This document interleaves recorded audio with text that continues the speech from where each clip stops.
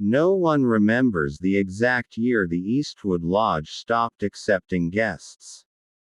Locals just say, it was a bad place, even before it became empty.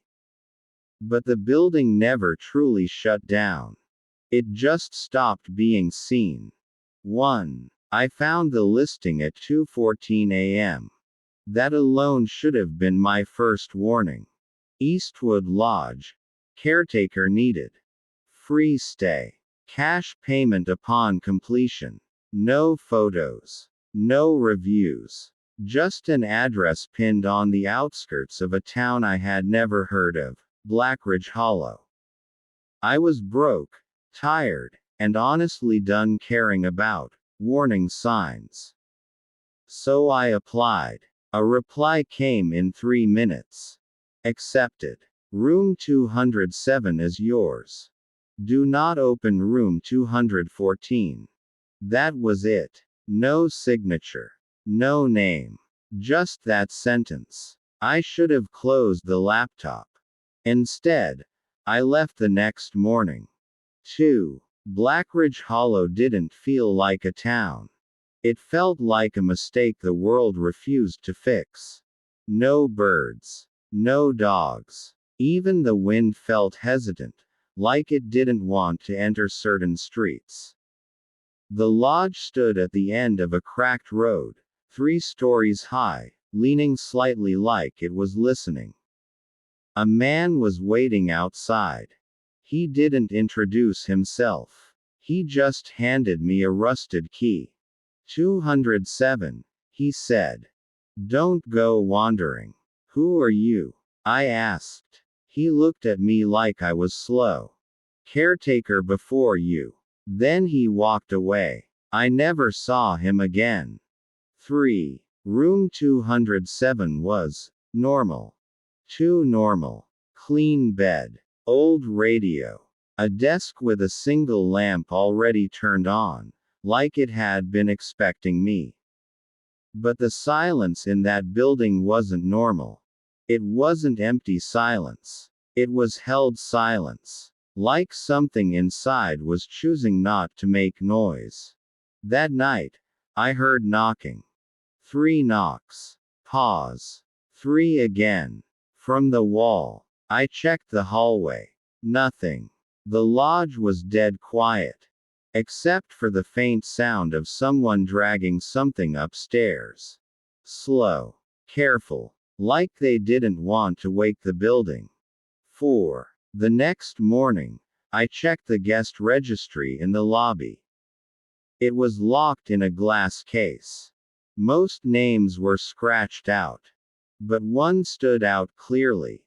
Room 214 do not open. Under it, someone had written in pen. It knocks back now. I laughed nervously. Bad joke. Old building. Probably prank. Still, I avoided the 4th floor. For exactly 1 day. 5. On the second night, the electricity went out. Not flickered. Not failed. It stopped. Like someone unplugged the entire world. My phone had no signal. Flashlight barely worked. And then the knocking started again. But this time, it wasn't from the wall. It was from my door. Slow. Patient. 3 knocks. Pause. 3 knocks again. I whispered, "Who is it?" The hallway answered instead. Not a voice. A sound like breathing through wet fabric. Then footsteps moved away. Toward the stairs. Up. Toward the 4th floor. Toward room 214. 6. I didn't sleep. At 3:33 a.m., the radio on my desk turned on by itself. Static. Then a voice. Mine. But wrong. Delayed. Like it was replaying something I hadn't said yet. Don't go upstairs. The radio repeated it again. And again. And again. Then stopped. Silence returned like nothing had happened. But something had changed. The door key on my desk was gone. 7. I found myself outside room 214 without remembering walking there. The door wasn't locked. It was waiting. The air around it felt heavier, like pressure before a storm. And then I noticed something carved into the wood. It learned your name. The moment I read it, the knocking started from inside. Not on the door, on the other side of it. Like something had been waiting for me to arrive. 8. I should have run. I didn't. I opened the door. Inside was a room identical to mine. Same bed, same lamp, same desk. Except on the bed was a recording device. Old cassette recorder. Still running. Playing a voice. Mine. But crying. I'm still in room 207. I never left. It didn't let me leave. The tape rewound itself. And played again. This time, another voice joined in. Right behind mine. Whispering. Now you understand. The lights went out. When they came back, I was no longer in room 214. 9. I was back in room 207. But it wasn't mine anymore. The walls were scratched. Deep marks. Repeated words. Don't listen. Don't open. Don't become the next caretaker. The mirror on the wall was cracked. But my reflection wasn't. It was smiling before I was. I tried the door. Locked. From the outside. A knock came. 3 times. Pause.